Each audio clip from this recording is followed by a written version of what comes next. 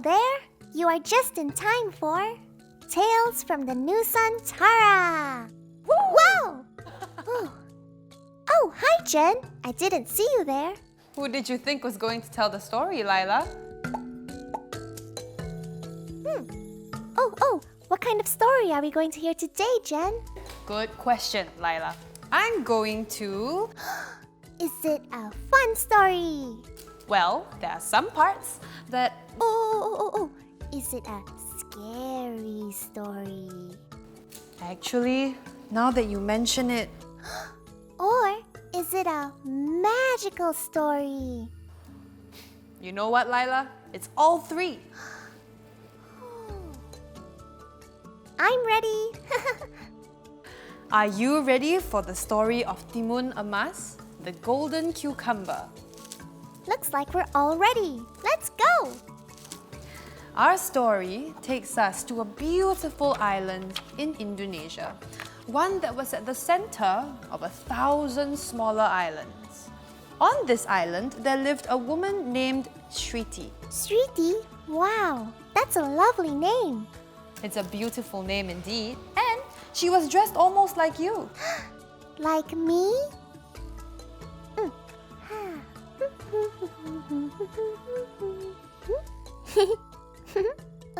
Okay, now tell me more about Shriti.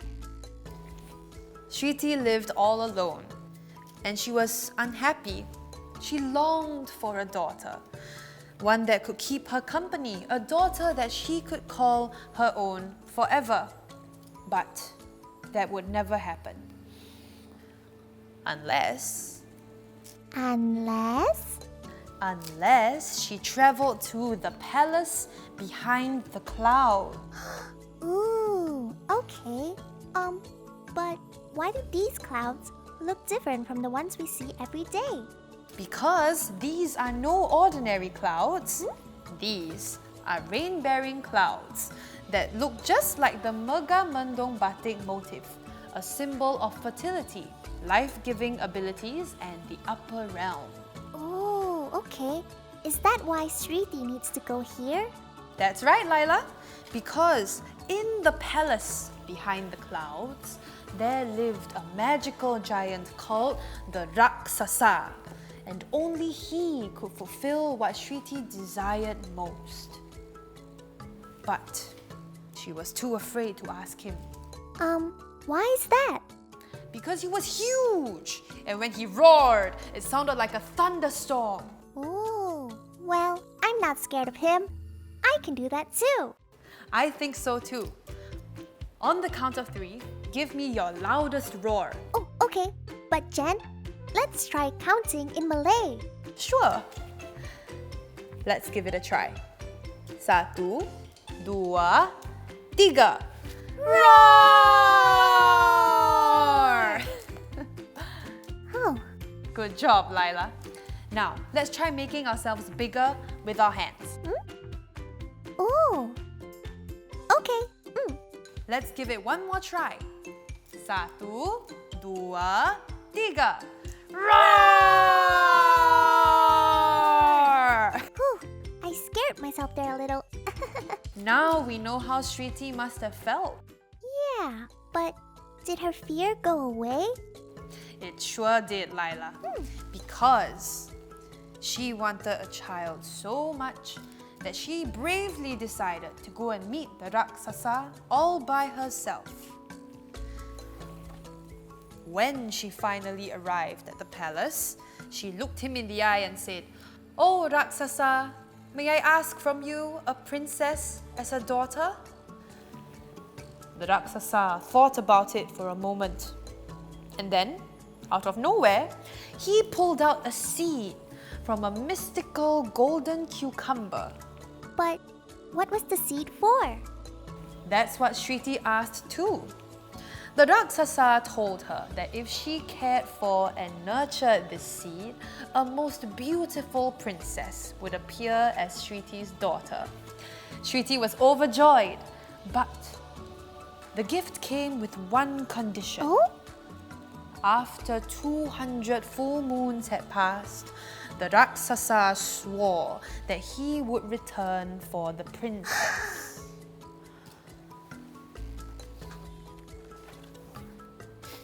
Shriti agreed, and she cared for the seed as if it were her own child. Many days passed, and Shriti waited anxiously for the Raksasa's gift to come alive. And one fine day, it finally did. Whoa. A most beautiful princess was born, and she was given the name Timun Emas, the miracle from the golden cucumber. Shriti began to hum a lullaby.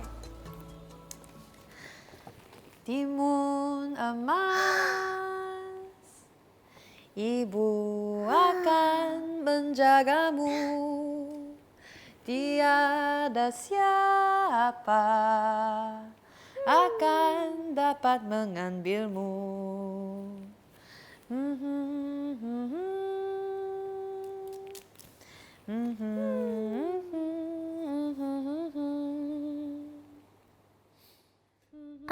Jen, why was Shriti sad? Didn't she want Timun Emas? She did, but she wanted Timun Emas all for herself. That's why she looked at her child and said, Timun Emas, I will take care of you, and no one will be able to steal you from your mother.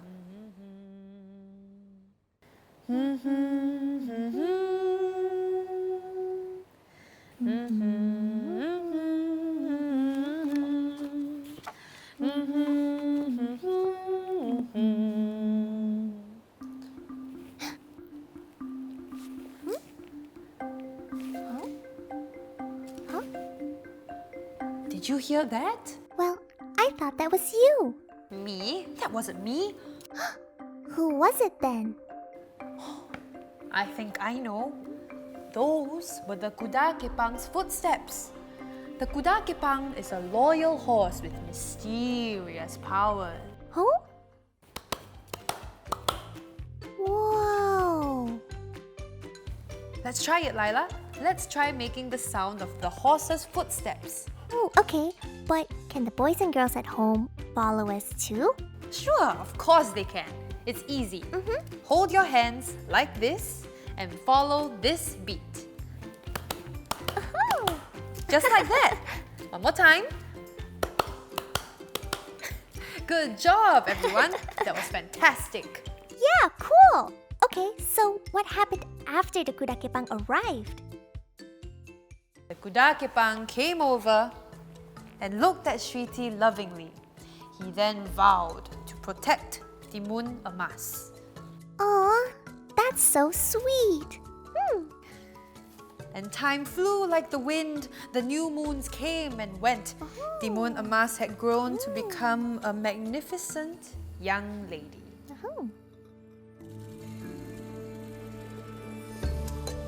But it wasn't long before the 200th moon drew near. The Kuda Kepang knew this too. He had prepared a special bag for Timun Emas. Inside are amulets cleverly put together. Needles, salt, mud, and seeds of the cucumber. That will act as the princess's protector. He said. When the 200th moon arrived, Timun Emas and the Kuda Kepang bid goodbye to Shriti, and they went off to meet the Raksasa. Wow, Jen, what is he wearing? Looks interesting, doesn't it? That's because his clothes are inspired by characters from Indonesian dances, such as the Tupeng Keras and the Jauh Manis. Wow, so many details. But that was the least of Timun Emas's problems. She looked him in the eye as she gave him a challenge. Oh, great Raksasa, if you can capture me, I will be ready to follow you willingly. Jen? I don't think that's a good idea. The Raksasa didn't think so either. In fact, he found it so amusing that he began laughing from deep in his belly. Like that? Louder than that and more crazy.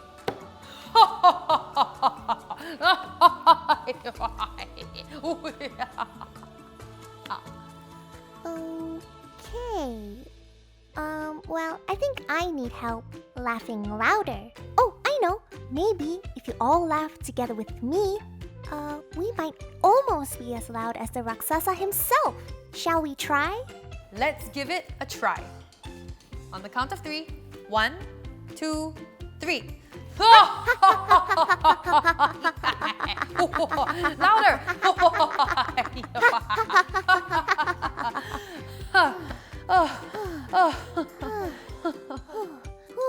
Phew, that sure was loud. That was a good job. That was so loud I can still hear it in my ears. Now, where were we? Oh, I know. Timun Emas told the Raksasa to catch her. That's right, Laila. As the Raksasa started to give chase, Timun Emas opened her special bag with great haste, tossing cucumber seeds in every place, growing and creeping into every space. The Raksasa laughed gleefully. The cucumber vines he tore off easily. "Oh no, Kudakepang, we must hurry," she whispered. As they fled deeper, the magic needles were thrown and a forest of sharp bamboo was grown. The Raksasa laughed gleefully again. He would not be outdone so quickly. "Oh no, Kudakepang, we must hurry," she groaned. A handful of salt Timun Emas threw free towards the forest of sharp bamboo trees that at once changed into the deep seas. Was it enough this time, Jen? Did they get him? No, Oh, because the Raksasa laughed underwater gleefully. He would not be soured by some salt oh so simply. "Oh no, Kudakepang, we must hurry," she cried. With much hope and desperation, Timun Emas threw out their last weapon, a handful of mud into the ocean. The Raksasa laughed gleefully. "Mud? Mud! Mud you throw at me mockfully?" But just as he roared those words, something strange happened. ooh. When the handful of mud touched the seawater, it turned into land thereafter, and the Raksasa was trapped below forever.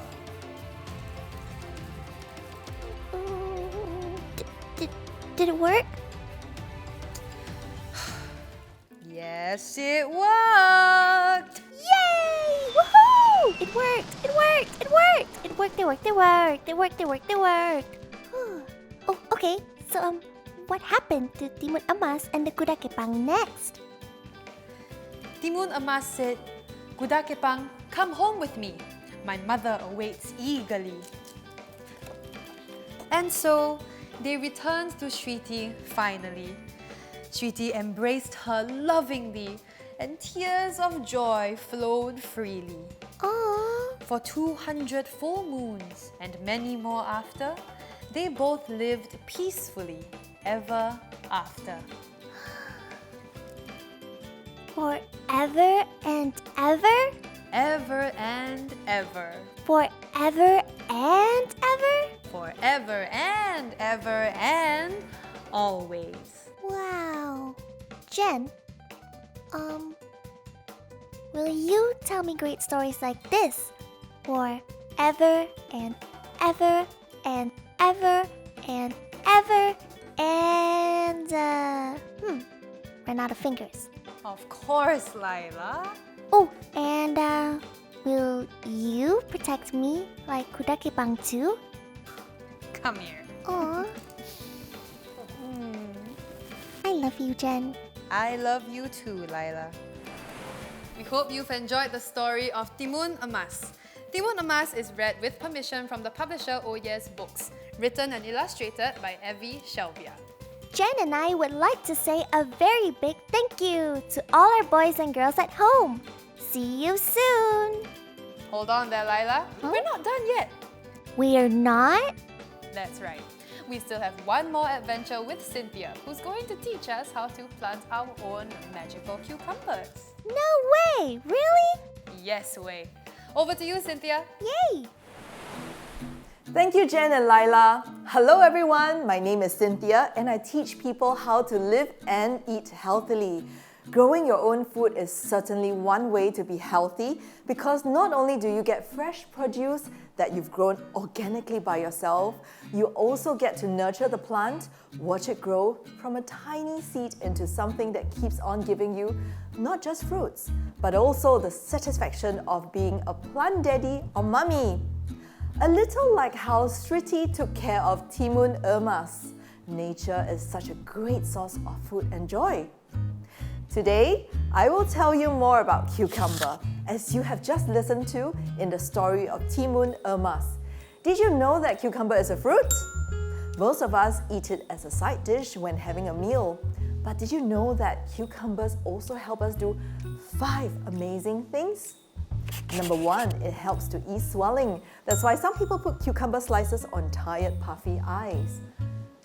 Number 2, it kills bad breath. Simply stick a slice of cucumber on the roof of your mouth for 30 seconds to get rid of that bad breath. Number 3, it relaxes you by giving you soothing, relaxing aroma. You just have to boil hot water, add in the sliced cucumbers, and breathe in the aroma. And the water will taste great too. If you are not drinking enough water, munching on cucumber slices can help because 95% of a cucumber is made up of water. And if you wrote something by mistake and cannot find correction tape, you can use the skin of the cucumber to erase your ballpoint pen writing. Cucumbers also give us these amazing nutrients like vitamin C, vitamin K, magnesium, potassium, manganese, and a lot of antioxidants. Now, shall we grow some cucumbers? This is a pre-recorded session, but I will be addressing any questions that you may have in the comment section if you are tuning in live. So daddies and mummies, feel free to ask any questions that you may have and I will reply you. Now get ready your cucumber starter kit. In your cucumber starter kit, you will find cucumber seeds, fertilizer, potting soil, and the pot you will start the growing project in. See, we have already poked holes at the bottom to provide you with soil drainage. You can also prepare some disposable cutleries to help you with some simple raking and stand by a spray bottle for watering too. For those of you who just tuned in to the session, please check the Malay Heritage Centre's Pete Ticks page to purchase your very own starter kit. Available while stocks last. Alternatively, you can also purchase the materials on your own. I am going to demonstrate to you how to plant the seeds step by step now, so follow along. Firstly, empty 3/4 of the soil into the pot and just loosen the soil like this. Next, we are going to wet the soil without soaking it. You can do so by using a spray bottle and thoroughly spray the soil until the whole pot feels heavier but isn't yet dripping with water. Now, the soil is ready to welcome the seeds. Before you do that, let's wash our hands to make sure that they are clean. We can now take the seeds out of the packaging very carefully. If you can, use gloves or a pair of chopsticks to help you, because seeds are very susceptible to diseases and germs, and our hands are full of it. That is why you need to wash your hands before doing this. Don't use up every seed. Split them into 2 batches. So let's spread out the first batch of seeds out like this, giving each seed enough space to sprout roots and grow bigger. Finally, let's cover these seeds gently with the remaining soil. This is to ensure the seeds are kept in the dark while they're still unborn babies, much like babies inside mummy's tummies. We will give this top layer of soil a final mist with our spray bottle and then place it in a nice and warm spot in your home that is away from the harsh, direct sun. It will take about 4 to 5 days to finally see something sprouting, but you will have to continue misting the soil while you wait because seeds need moisture and warmth to germinate. I hope you'll be patient because once it germinates, it grows very quickly. Let's go through the stages of a cucumber's growth. When sprouting, they look like bean sprouts peeking through the soil. In just a matter of days, they start growing their cotyledon leaves, which are the first set of leaves. In another few days, they start growing their first true leaves, which is how the mature leaves actually look like. It's fascinating. As your cucumber plant starts to grow, you will need to transplant it into a bigger pot with even more soil. If you have access to a garden, you should transplant it into the ground. This should be done at around week number 4. Once it's grown to about 3 to 4 inches tall and its leaves have become the size of a child's palm. Maybe you can show your daddy and mommy how big your palm looks like, and that is how you can use it to measure. Ensure that you do not disturb its roots because that would kill the plant. How you can prevent this is to gently tear apart the paper pot and slowly lower the whole mass of soil and plant into its new home. Remember to water well. Now, it would need a spot with good sunlight and a trellis. We'll talk about how to build your own trellis in a while. As your cucumber plant grows, it will start to flower, but not all flowers are the same. There are male flowers that appear first, and then there are female flowers that may appear about a week or 2 later. You will be able to identify them because the female flowers will come with a swollen part, which looks like a pregnant belly. However, the female flower cannot grow any bigger to become a cucumber if pollen from the male flower doesn't get to pollinate the female flower. Usually, this job is done by the bees. But in Singapore, where most of us live in high-rise buildings, we will have to do this ourselves. We have to peel away all the flowers in the male flower, leaving the pollen center exposed, and start dabbing that center, which is full of pollen, into the center of the female flower. It is a very quick process. After you have done that, the female flower is now pollinated. In a few more weeks, you will see the female flowers falling off and the swollen part will grow slowly to become a full-grown cucumber. Once the female flower has been pollinated, it will take only about 2 weeks to see your first cucumber.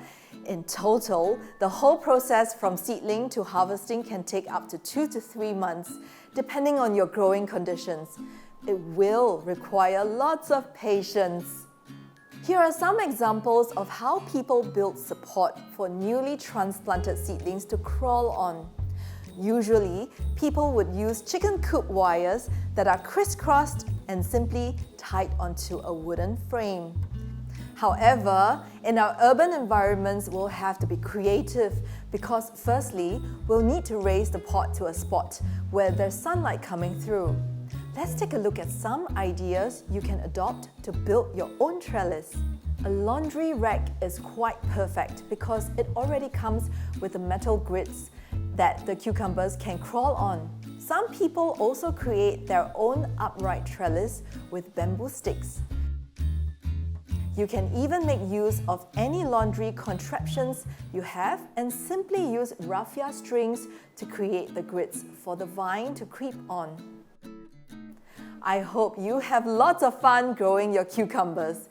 And once you have harvested your first cucumber, don't forget to make it into a delicious dish that will bring out the freshness of the fruit. What better way than to turn it into a main dish that has flavors of Singapore? I am going to show you how to make a chicken rice inspired cucumber salad that is going to taste familiar, as most of us Singaporeans and friends from overseas love this simple but comforting flavor. This is what we'll need to make the chicken rice cucumber salad. 1 cucumber, about a bunch or 2 of spring onions, 1 or 2 bunches of coriander, 2 to 3 shallots. For the sauce, we'll be using 1 knob of ginger, 1 teaspoon of white vinegar, 1 tablespoon of sesame oil, 1.5 tablespoons of soya sauce, and some sugar to taste. So let's slice up some cucumbers first. What we should do is to remove the bitter part that is at the top of the cucumber. And we can do so by slicing off about 1 inch from the top and doing this.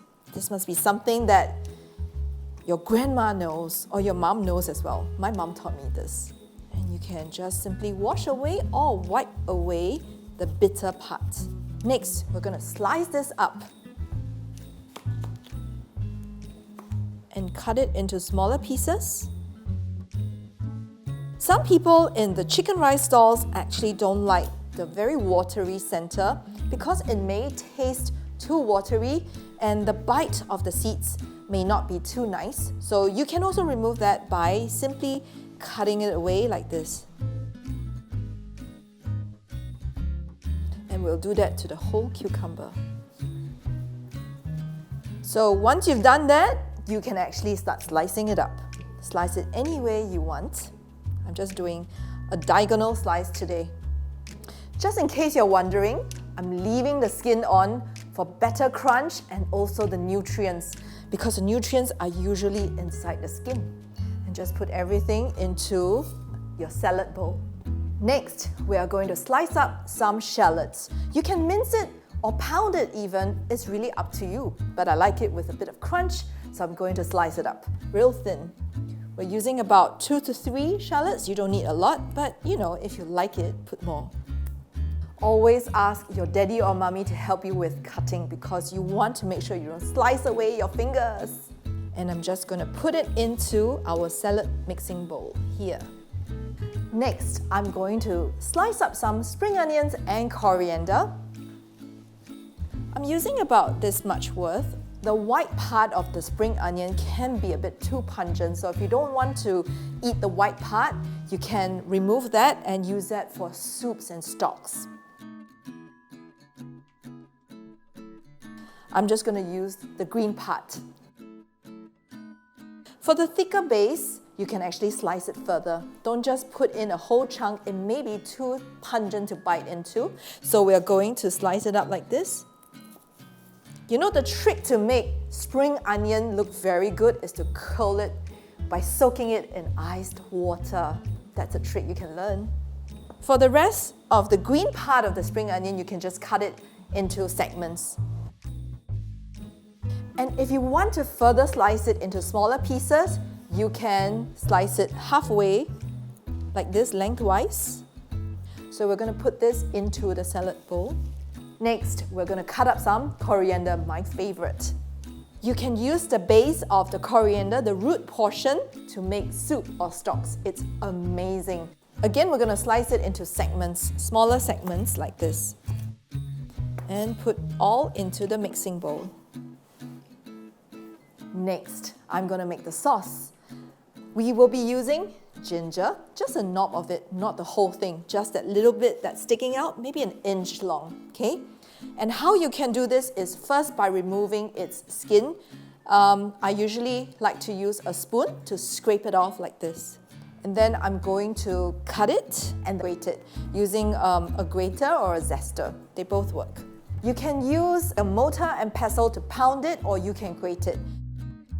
Now we've got some ginger. What you can do to remove some of the really spicy taste of the ginger and the heat, well, some parts of the heat, is actually to heat up some sesame oil if you would like to. Well, if you don't want to, that's fine too. We're just going to put in 1 tablespoon of sesame oil. That will be the oil that goes into the salad dressing.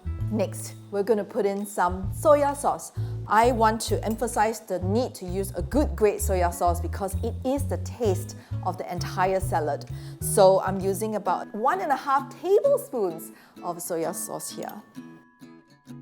Next, I'm going to put in 1 teaspoon of white vinegar. You can also use apple cider vinegar.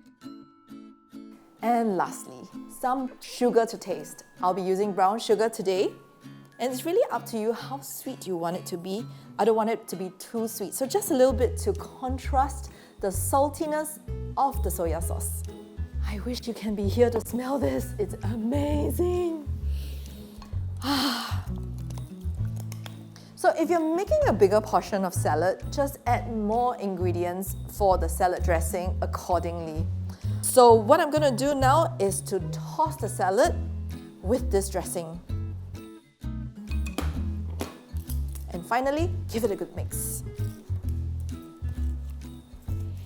Wow, this is amazing. The crunchiness of the cucumber, the spice coming from the ginger and onion, and you know, the delicious floral taste that's coming from the coriander. It's just making my mouth water as I make it. So, let's put it on the plate. This is enough for a family of 3 to 4 people, you know. And it's such a good salad to have when you're eating chicken rice. Isn't that cute? Check it out. This chicken rice cucumber salad. I hope you have enjoyed growing your own cucumber plant, and I had so much fun going on this cucumber growing adventure with you. We would love to see how your gardening adventure turned out, so do tag us at Malay Heritage on either Facebook or Instagram to share with us. Remember to shower your cucumber plant with lots of love.